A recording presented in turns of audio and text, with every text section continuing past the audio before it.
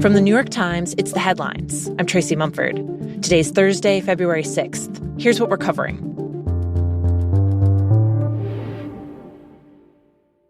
The clock is ticking for federal workers as they face a deadline of midnight tonight to decide whether or not to take a payout offer and quit their government jobs.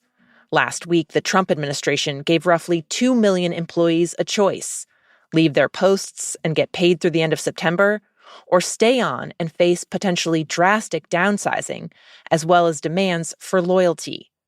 It's part of a push by President Trump and Elon Musk to aggressively overhaul the federal government and slash billions in spending.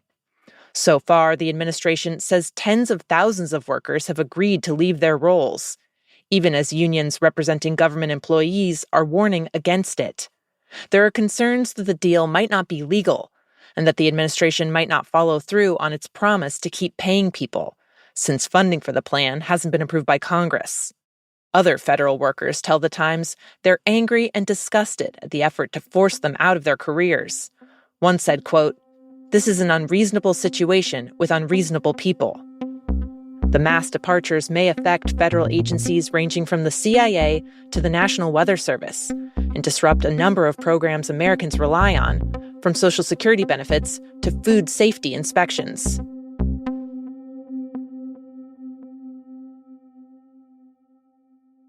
The Times has learned that when President Trump laid out his brazen proposal to take over Gaza and relocate the 2 million people who live there, he caught even his own staff by surprise. There had been no meetings about the plan or even an outline of how it might work before he announced it. A number of reporters tried to get details about this idea of his. When those details were not available, it became clear that they didn't exist. My colleague Maggie Haberman covers the White House. She says the sudden unveiling of the controversial proposal, which could violate international law, lacked any specifics and immediately raised enormous questions. Where would Gazans go? What would it cost? Who would carry it out? And it left the White House scrambling to answer. So on Wednesday, some White House officials tried to, if not walk back, soften President Trump's statements. He did not rule out American troops in Gaza last night. Are you doing that now? I am saying that the president has not committed to that just yet. He has not made that commitment, and you know that. Maggie says White House Press Secretary Caroline Leavitt tried to clarify the plan, including saying that Palestinians would only be relocated temporarily. Now, Leavitt, making the statement she did that seemed to soften Trump's earlier stance, does not mean Trump himself is moving away from what he said. In fact, he may repeat it again. But what it is a cycle we have seen play out repeatedly, where Trump says something and an aide tries to retrofit it to mean something slightly different. Even some members of Trump's own party have been skeptical about his plan to get involved in Gaza. Senator Lindsey Graham said, "I think it might be problematic." And Senator Rand Paul said, "I thought we voted for America first."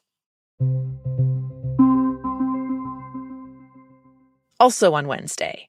From now on, women's sports will be only for women. President Trump signed an executive order aimed at banning transgender women and girls from competing in women's sports. The order directs federal agencies to pull funding from K-12 schools and universities that don't comply. In recent years, the radical left has waged an all-out campaign to erase the very concept of biological sex and replace it with a militant transgender ideology.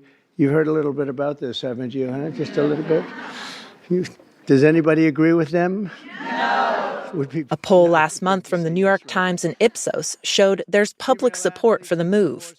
Over 90% of Republicans said transgender women shouldn't be allowed to compete in women's sports. 67% of Democrats agreed. But the new order's been denounced by multiple civil rights groups. The executive of one organization told The Times it, quote, segregates a group of young children, bars them from something that all other kids get to do. The order is Trump's latest targeting transgender Americans. He previously ordered a crackdown on gender transition care for minors and moved to push transgender people out of the military.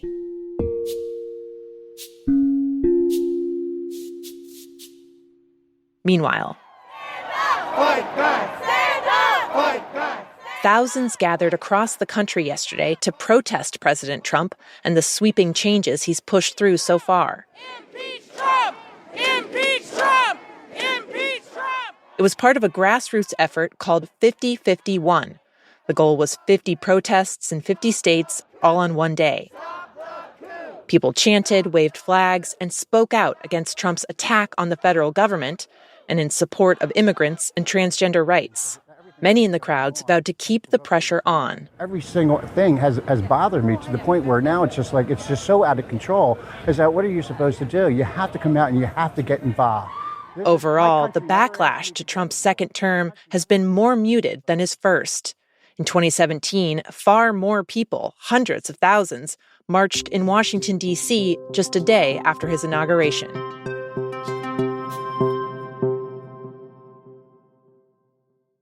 A new report out this week argues that the effort to cut air pollution is actually speeding up global warming.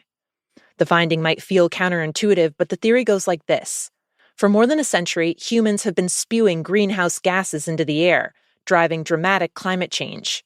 Those gases were often mixed with other particles, including sulfate, which is toxic, but also produced more clouds, covering more of the sky and shielding the planet from the heat of the sun. As more and more countries have moved to clean up air pollution and sulfate, the shield effect has been going away. The study is by James Hansen, one of the first scientists to raise the alarm about climate change. It comes as researchers have been somewhat stumped by just how fast the world is warming. The main explanation is carbon emissions, but temperatures are going up faster than those emissions alone can explain. Last month was the hottest January in recorded history.